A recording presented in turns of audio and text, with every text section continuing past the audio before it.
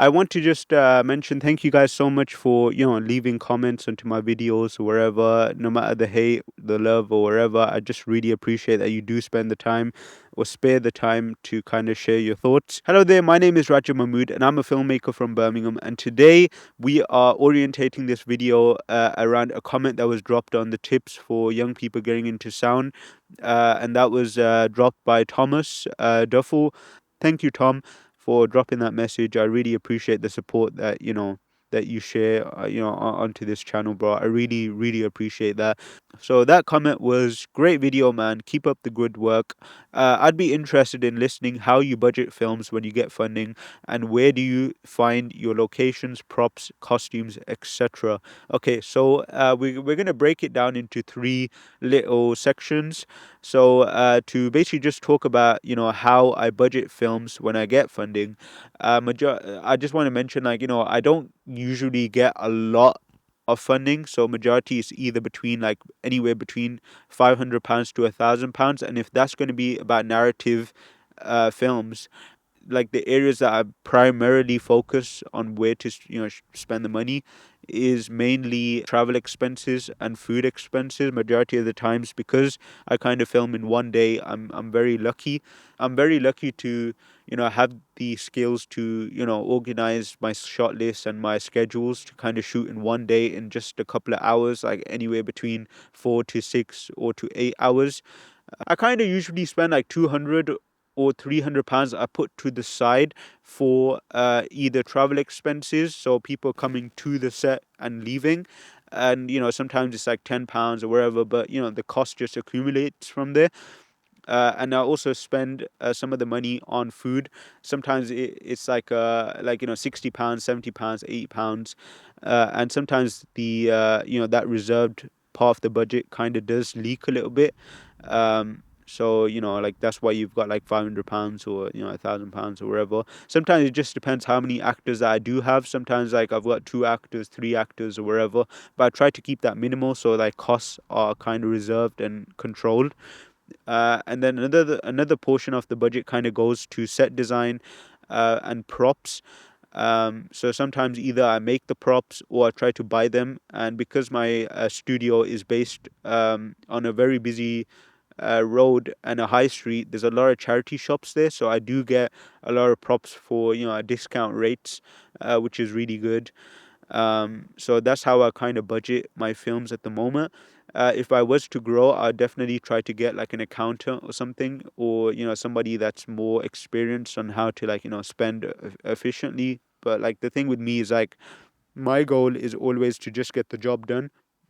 Sometimes that's pricey, and sometimes like it's really bad financially. And it's something that I'm trying to like get better at. So I think, as I mentioned, with experience comes a better, more sharpened skill set. And where do I find locations, props, and costumes? So this is the second part of the discussion. The place that I usually find it, so if it's costumes and I'm doing a period piece or something like abstract and unconventional, I try to find like reference materials on Pinterest or Shot Deck, or films that are similar to the style that I'm going through. And the recent project that I'll talk about for costumes is basically I was really inspired by Poor Things, and that was for my film Scarlet. It's not currently out yet, but like for that project I basically had a ton of images from Yorgoth's, Lanthimos's behind the scene photographs of Emma Stone in certain costumes. And when I saw that, I was like, okay, cool, I need to start like finding people that make this sort of thing and are very local.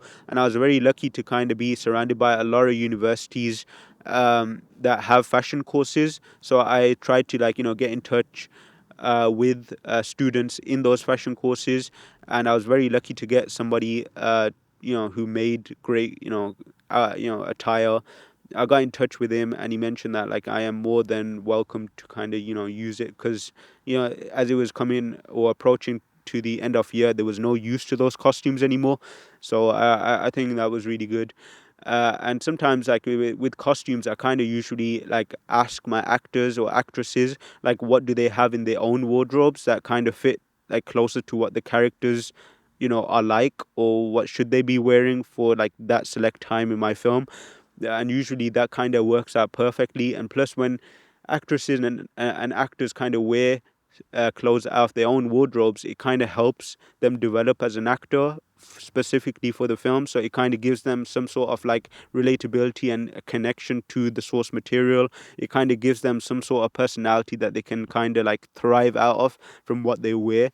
So that's basically one way, or the main way, that I kind of get costume. And in terms of props, as I mentioned, what I usually do is I kind of go around to charity shops around the area to find props that are best suited for what I'm trying to portray in the film. So for Cheese, which was one of my short films, I required a Christmas hat, and as it was approaching the time to Christmas, that was very readily available, and a charity shop was selling that for £4 or wherever. So that's how I kind of find props like that. In terms of guns, plastic guns, BB guns, or wherever, it is a bit of a tough find, but like you can find that sort of thing when you go to, like more niche shops. I kind of found that in the city center when I went there. There was some like odd, like clothing shops that kind of sell it as like, just weird accessories or just stuff that's on the aisle that they want to sell. Sometimes you can either find those on Sunday like car boot sales as well.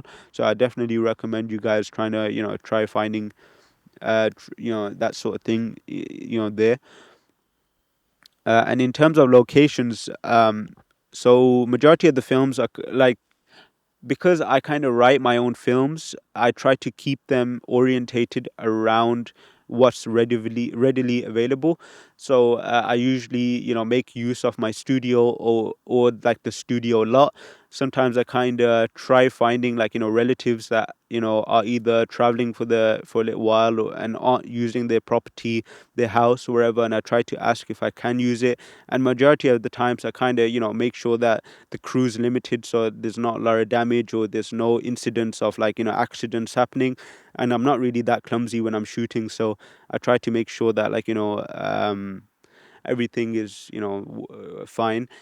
Sometimes for like, open spaces, it is a bit difficult. I remember when I was filming for Business Proposal, we required like the rag market, but that's basically run and gun sort of thing. So I think it's because like, because I'm like a filmmaker that has low budgets, or I'm usually working with low budgets, I try to make the most out of just, talking a lot of shit and yapping to certain people. Yeah, I think that kind of works. I remember when we were working in public spaces, I usually get stopped. If it's police officers or wherever, stopping, I'd mention that, oh, I'm a university student, so it kind of gives some sort of leeway of like, oh, okay, cool, like they're not gonna do anything silly here, and just like, keep an eye on them, but like, nothing too like, abrupt or anything where they kind of force themselves upon you, again. um and sometimes it's just favors usually, and sometimes it's like a promise that like, because I shoot so fast, they love to share like, certain locations that certain people want to share it. Like I remember there's like, garden spaces that usually want to share the space, because like, not they don't usually promote it that well, and if you're promising that you're offering like high quality services and high quality images or videos, like, they can definitely use that to promote their own, software. I mean their own space and wherever, you know what I mean? So I think it's just usually like some sort of suave that you need when you're, like meeting these people or getting in touch with. And I think like a like face to face discussion is always better, because like they kind of like trust you more, because like they're seeing you face to face sort of thing. So that's like, how I kind of get my locations, props, and costumes. And when it comes to financing, there's another way that I kind of finance, and it's basically the same thing. But when I'm doing documentaries, usually they kind of spread out like across a long period of time. So like, let's say if I was to start a commission, sometimes there's like a couple of workshops that I need to kind of attend, and sometimes I need support of like, crew members or wherever. So you need to reserve some sort of fee for like travel expenses, food expenses, if that, like if you are going to be providing that service. Sometimes I'm not, sometimes I am. Just depends on the budget sometimes and how restricted I am. But majority of the fee kind of goes to travel expenses sometimes, because like I'm taking so much more equipment that I kind of need to hire extra large, like larger vehicles. So that means like a higher fare price. um and sometimes, like because you're editing for a longer period of time, because it's a documentary project, and sometimes it's like 20-minute run times, 30-minute run times, an hour run times. It means that you're editing for a long while, so you need some sort of money to kind of like accommodate for that, like for that editing process. And sometimes the money kind of goes very quickly during that process, because you either have to do meetings, so you gotta either like meet like the commissioners face to face, and then it's one of those sort of things. So majority of the times it goes to either travel, food expenses, and sometimes like to the food when you're editing, like or just to pay yourselves and pay like members of the crew. uh and uh and yeah, so, and also you need to reserve some sort of fee for like the premiere, because like with the short films it's very hard to premiere like on your own. So you rely on short films. With documentaries, when you're doing it for certain people, they kind of have like a designated screening time, so you do need some sort of like finance available to kind of travel to the location with style sometimes, or if you just want to catch the bus wherever. I hope you guys enjoyed this. Please like and subscribe. Please drop your comments down below on what you thought about this and what you think I should make a video about next. I hope you have a great day, and stay blessed, stay true, make some incredible films, and I look forward to seeing them if you do drop them down in the comments below. So yeah, have a nice one, guys.